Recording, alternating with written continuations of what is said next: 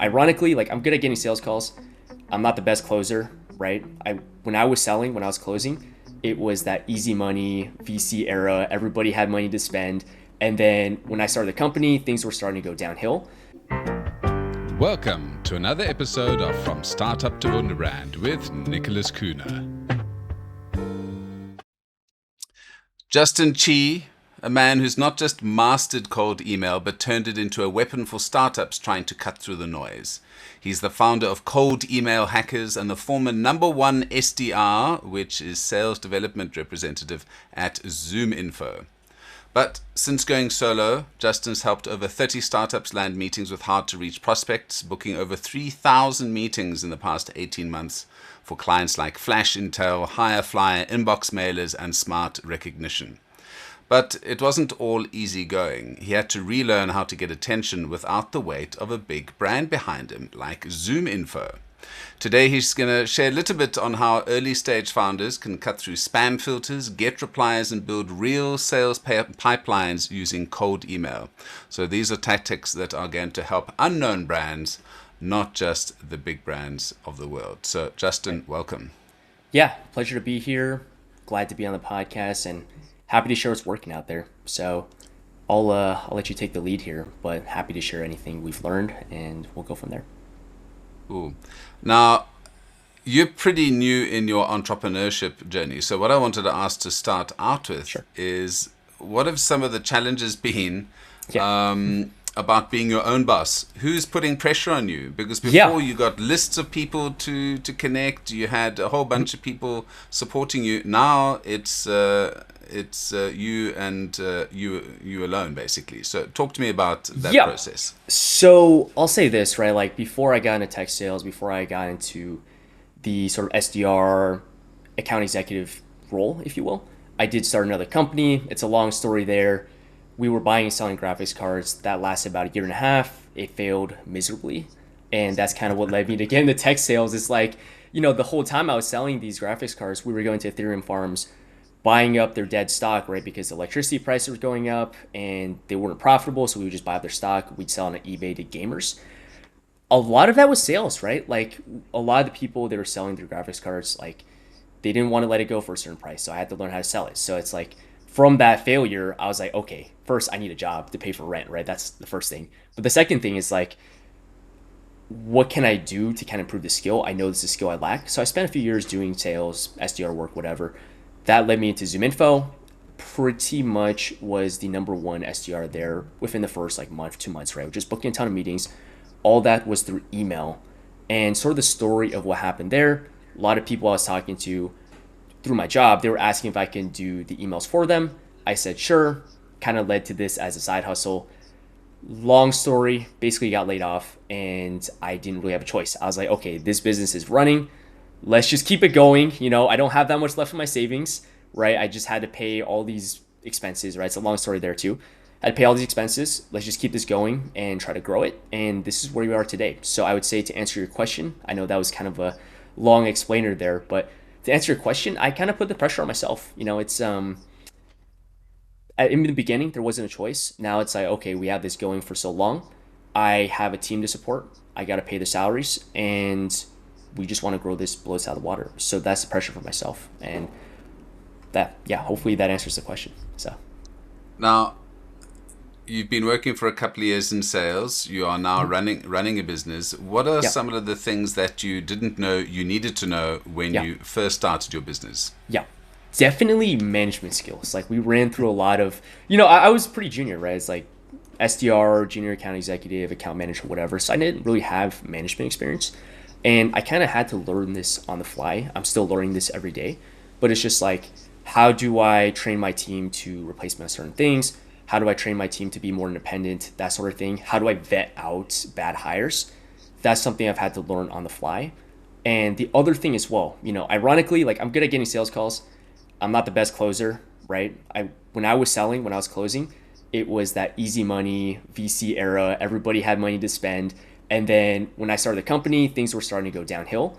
I had to learn how to sell from scratch, how to close deals from scratch. And that's been a process for me. It's like a lot of room for improvement there. So Well, it's good luck because I've just got off the line with somebody who's been an entrepreneur for 40 years. I don't So, think it and he changes. said, and he said, I said, how do you keep excited about doing the same thing for 40 years? And he said, with all of this technological change happening, Yeah. it's almost like every year his business is a new business because Yes. there's AI, there's internet. I mean, he's gone through basically from Steam all the way to AI. Yeah.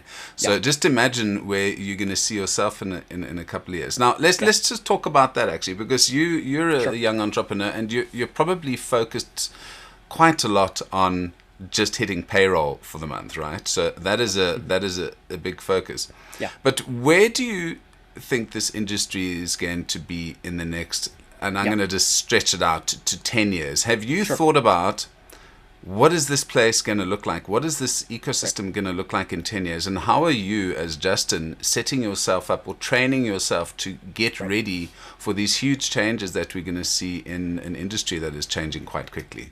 Yeah. So it's exactly like you said. Things have changed a ton since we started this. It's not even 3 years. It's been like 2.5 years for me, right? So it's like when I first started this, not sure how familiar you are with sort of the cold email systems, where it's like we had to buy multiple inboxes to send emails.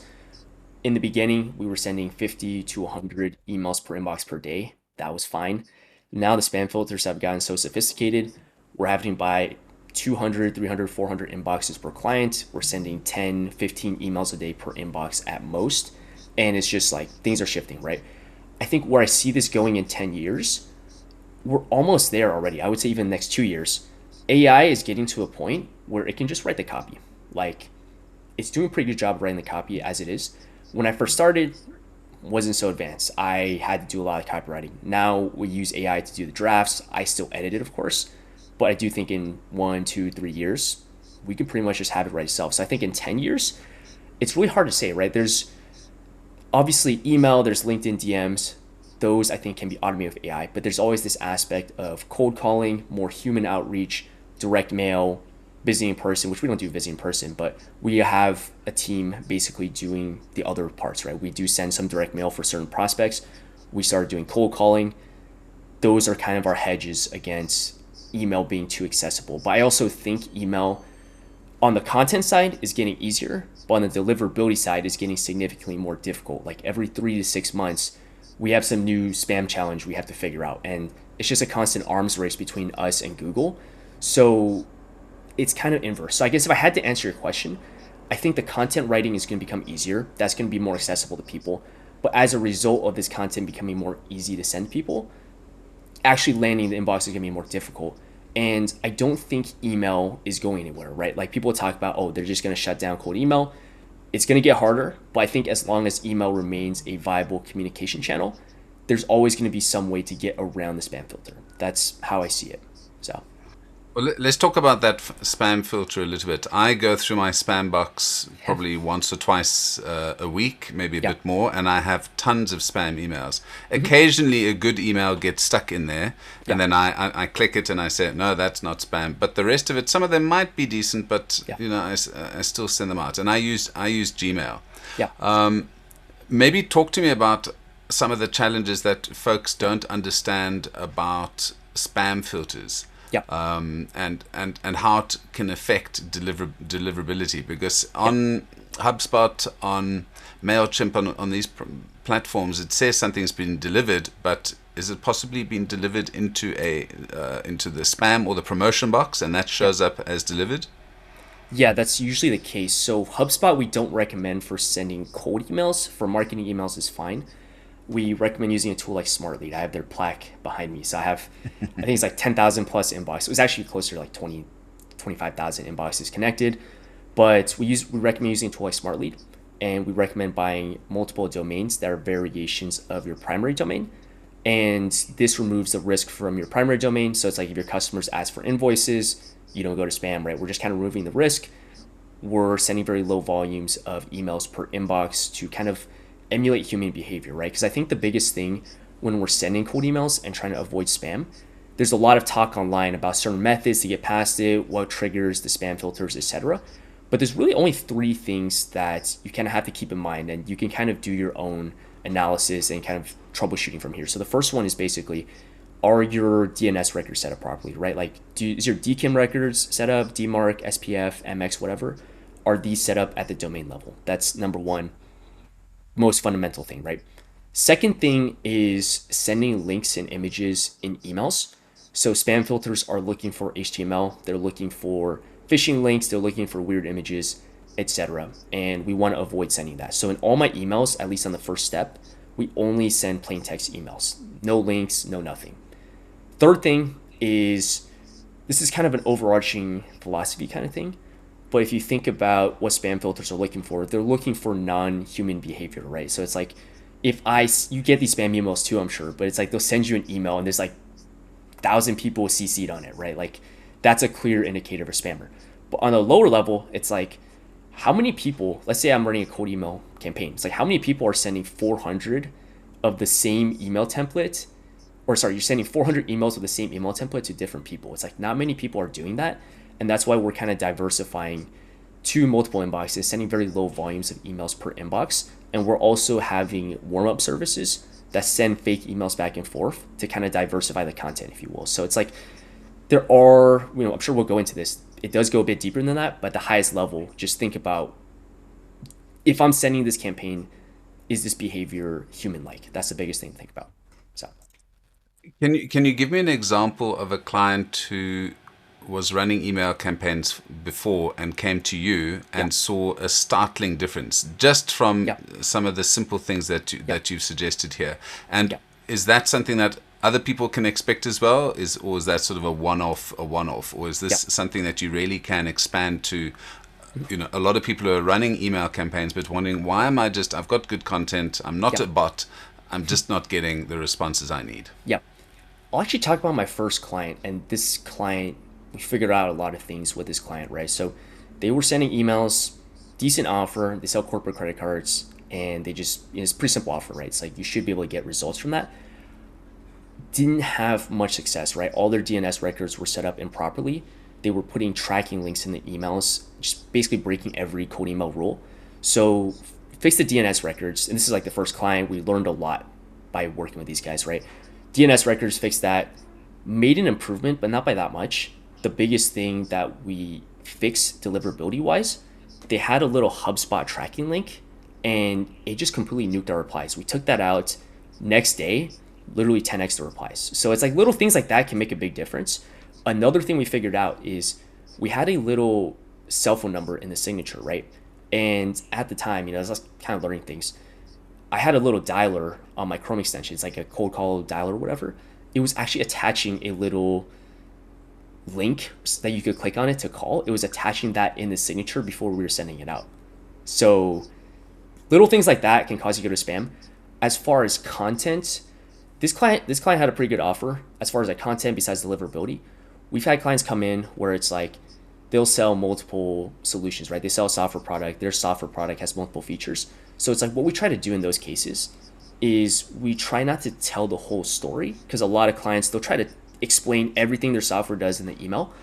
We try to just kind of pick and choose, right? There's XYZ feature here, XYZ feature there. Let's write an email pitching one of the features to generate interest. Then on the demo call, we can explain further what the entire platform does. But I think that's a common mistake I see people make that we've had to fix a lot of times, especially for startups like software companies.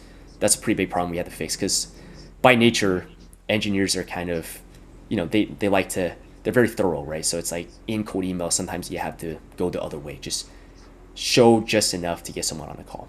So yeah, two things I want to talk about: HubSpot, and then number two, sequences. Yeah, I've seen fewer sequences happening recently, which I'm very thankful about, because those sequence emails drive me mad. And honestly, I've received, I think 2 years ago, there was just sequence. Yes. Every mail you'd get like 5 follow-ups, and it would drive me mad, and I'd immediately unsubscribe. Yeah. I've seen fewer of those. Maybe talk to me about that, and then I want to talk about HubSpot. Sure. I've been with HubSpot since 2013.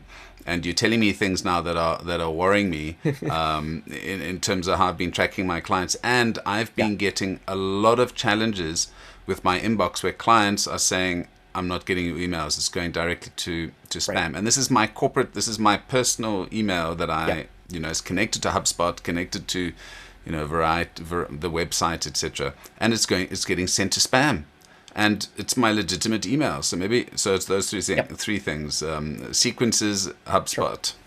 Yeah. Okay.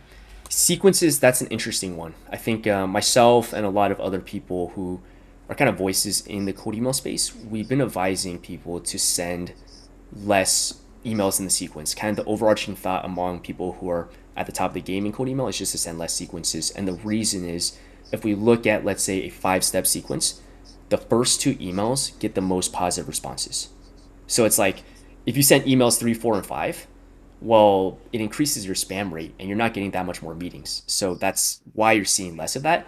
When you were seeing a lot of those sequences, I think back then it was just much easier to land an inbox, but people are kind of being more conservative there. So I think that's the reason there.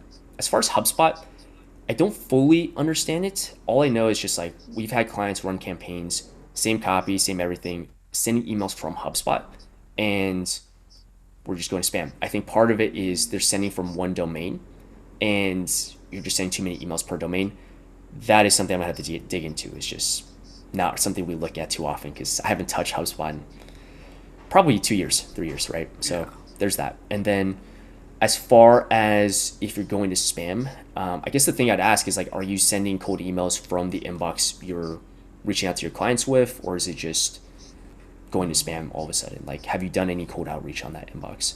So I connected my email address to as the email address from HubSpot that Yeah, is sending out emails. So sure. it comes from me. It's and quite a few clients who've got quite stringent anti-spam filters, and Yeah, that it just disappears. got it. I Yeah. would say a couple things. First, like avoid sending emails from that primary domain. That's the biggest thing, right? Like just I wouldn't send emails from the primary domain at all. Just it's for the reasons you mentioned. It's like sometimes clients don't get emails. Second thing as well, I'm not sure. Are you verifying? So when you send campaigns from HubSpot, are you verifying the emails with something like Never Bounce, or are you just kind of sending the list? Just you well, in HubSpot it gives you once you've sent the Yeah. emails, it sends you the bounce list, so who's Mm, hard bounces, etc. yeah. And I've never had a mailing list with more than 5% of emails that don't Okay. exist anymore. For example, sometimes people leave Yeah. organizations, so this is not sending 1,000 emails. This is sending like Yeah. 50, 100, 100 maybe. Okay. So that's a pain in the ass. But you spoke about DKIM and SDK, or not SDK, um, SPF. SPF, some of those Yeah. other issues. Hmm. For smaller businesses, they have no idea what that means, and I've Yeah. struggled with this as well because I've gone onto Google, I've gone Yeah. onto wherever I need to go and add in Sure. the SK those details, Yeah. and it's slightly confusing. So, what services do you offer in terms of helping people just get that basic stuff Yeah. right? We do have an infrastructure offer, and it's like something we're kind of rolling out in, I wouldn't say beta because it's just Google inboxes, right? But it's something we're rolling out for clients who don't necessarily want to use us on a pay per meeting basis. So we're just giving you 300 inboxes, setting up all the DKIM, DMARC, whatever, giving you access to our sending platform, and we're helping you verify the leads, helping you edit the copy, etc. So we do have an offer for that, and we're charging about $1,600 a month for that. So that's a quick plug for myself. If you're trying to set this up yourself, I would say just go pay someone on Fiverr. If you're just wanting to do 1 or 2 domains, it's pretty cheap to hire someone on Fiverr to do it. I wouldn't even bother sitting down and doing all that yourself. Like we have it automated, but no point in spending, no point in tearing your hair out just figuring this out. It's not worth the time. So When you're talking about 200 inboxes, what does yeah, 200 inboxes mean? Is that yeah, Nicholas at mydomain.com? Is the Nicholas one at what do you yeah. mean when you talk about Sure. So in the context of cold email, right? It's like we're trying to avoid using the primary domain, right? So it's like in your case, we're using something like Wonderbrand, right? Nicholas at yeah. wonderbrand.com. So we want to avoid that. We're going to buy, I guess in the case of 200 inboxes, let's say 200 inboxes, we're buying 100 domains, and there's some variation of Wonderbrand. It'd be like try Wonderbrand, go Wonderbrand, use Wonderbrand, whatever, and then we're just redirecting those to your primary domain. That's the general setup there. And But yeah, why? What is the point of that though? Isn't yeah, it better to have one domain like Wunderbrand, yeah. because that's more reliable? That people believe here it's coming from an inbox that isn't Right. Wunderbrand. hmm Yeah. So there is some trade off, right? It's like the branding is not going to be as on point as if we send it from the primary domain, but it's like the nature of cold email. We're reaching out to people who probably don't want to hear from us. Like you probably get a ton of cold emails. Like I get a ton of cold emails and I send cold emails. I still report them to spam. So there's that. So it's like by nature, even if you have a great email campaign, right? Let's say like at scale, you're getting 6, 7% reply rates, 30%, 40% positive response rate. Like that's a pretty good email campaign, right? It's like there's still a lot of people in there who are going to report you to spam. And if we're sending from the primary domain, kind of leads to issues like you mentioned, where it's like your clients aren't getting your emails. And the other thing too is volume. So even if we were to do something just very inadvisable, like please don't do this, you could probably send 400 emails per day per inbox before Google just shuts you down. They shut you down, not necessarily go to spam. You're going to spam much sooner than that. But let's say the hard limit, if you just don't care, you're sending 400 emails per day from one inbox, they shut you down. That's only 400 emails, right? So it's like by having all these inboxes, we can scale reliably and just kind of reduce risk to the primary domain. So, yeah, That is very interesting. yeah, Now, let's have a look here.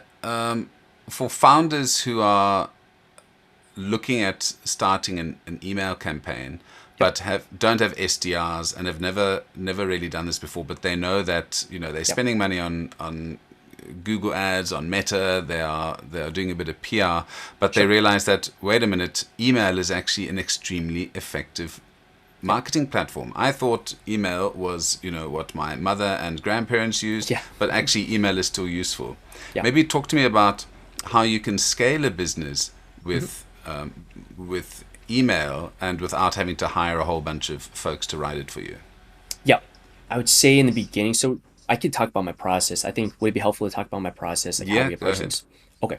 So typical thing, and if you're in the tech space, you see all these like AI email tools coming out, etc. So it's like we do use those, but I think the biggest thing for a lot of companies is doing some more manual testing, right? So it's like when I do talk to a lot of founders who haven't done cold outreach, they're just immediately starting to try to scale the messaging. So this is assuming you're doing it yourself, right? Like if you work with me, obviously I can speed up this process. But if you're working by yourself, try taking a step back, sending some manual LinkedIn messages, sending some manual emails, whatever.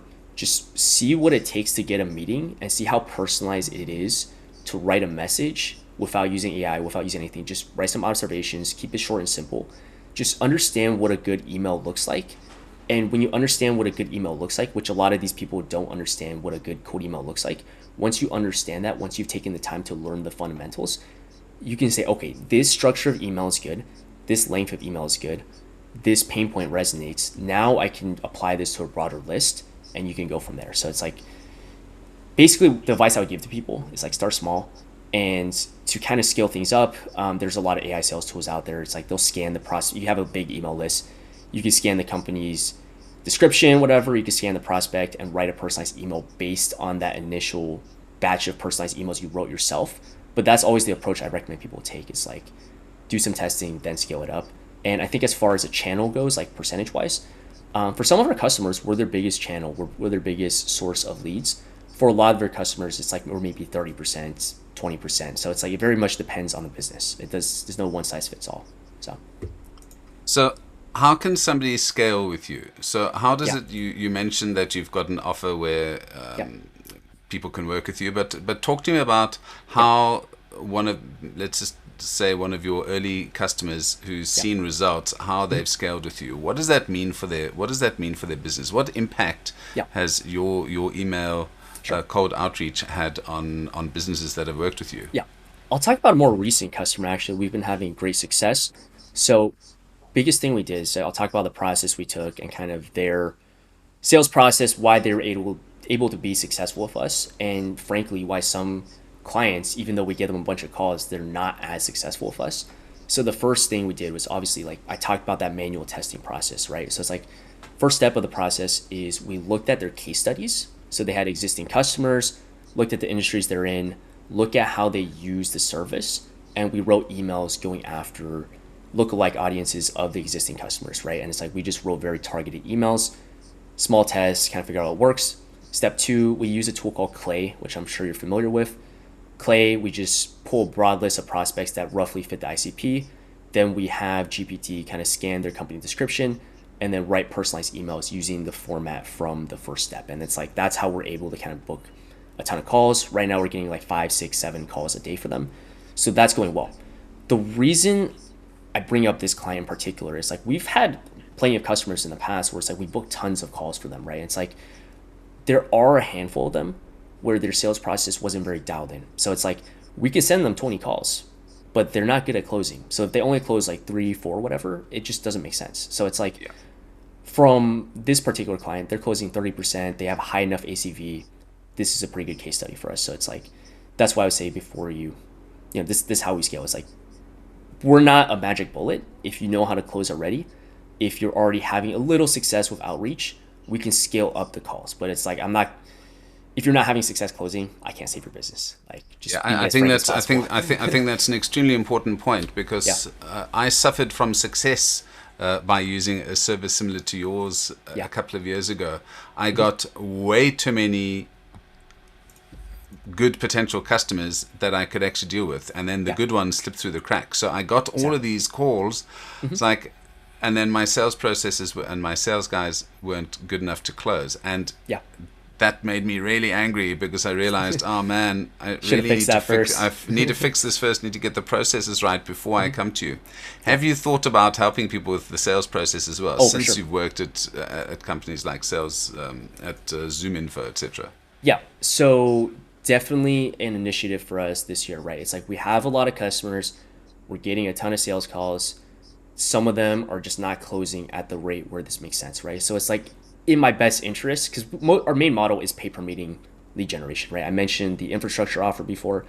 Vast majority of our customers come through us for performance-based lead generation. So it's like it's in my best interest to kind of help them get better at closing. And myself, I'm not the best closer. I have a sales coach I use, and I just have him work with me on these deals. And we just say, hey, look, like I'll literally pay out of my own pockets to make sure that you guys get better at sales so you can close the deals I send you. That's kind of how we do things here.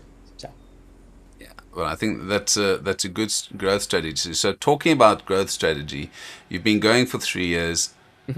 What does success look like for you? So where do you see your business going in the next couple of years? What is it that you want? Yeah, I would say biggest thing, early on, younger entrepreneur, it's very easy to get shiny object syndrome. That happened to me a lot in the first year and a half. So basically half of the business, I had shiny object syndrome. And kind of what happened for me was, I have a couple, I don't want to say mentor, I feel like it's a cheesy word, but I have a couple business people I respect, right? They're in my circle, older than me, of course. Just give me advice. I say, okay, look, let's just focus on this business for the next however long, 5, 6 years, whatever. And we dialed down on the offer. We were selling retainers before. We kind of found that it didn't really suit my personality. I don't like acting like a consultant. I just like booking meetings. So we switched to that pay-per-meeting model. So that change for the pay-per-meeting came in October. And we've been doing pretty good since then. Right now, past month, we've been getting 30, 40 calls a day for all our customers. And where I see this company going is we're just going to keep doing what we're doing. There's always going to be some changes as far as deliverability, etc. But it's like up to this point, I don't think there's been a single time where I haven't figured it out. So it's like I don't see that changing at all. It's like, if it's working, why stop? That's kind of how I see it. Yeah. Good. Well, slow and steady wins the race. Where can I send folks who are dying to get good quality leads? Yeah, it's coldemailhackers.com. And full transparency, I am a little picky with the customers because something we didn't cover in this call was offer matters a lot. Size of the TAM, the ICP you're sending to, that matters a lot as well. So it's like we're definitely not the best fit for everyone. But if you want to reach out to us, if it's not a fit, I can give you some advice. We can go from there. And happy to explain how things work. So. Fantastic. Well, I see you've got over 12,000 folks on your LinkedIn page as well. So I'd suggest that folks also sign into that, and hopefully you've got some more articles coming out that folks can read. And Justin, it's been great chatting to you. Some good insights, some things I need to consider as well. And when I'm ready to get 40 calls a day, I'm still not going to call you. That's way too many. Yeah. It's funny because I talk about offer. It's like, it's 80-20 rule. That top 20% of customers get the majority of the calls. So that's just how it is. So maybe that's a topic for another day. But. Yeah, well, let's do that. Justin, thanks. It's been great chatting. Likewise. I really do appreciate your comments. So why not go and watch this live on YouTube, or go to my website, kuhne.no. That's kuhne.no for more information.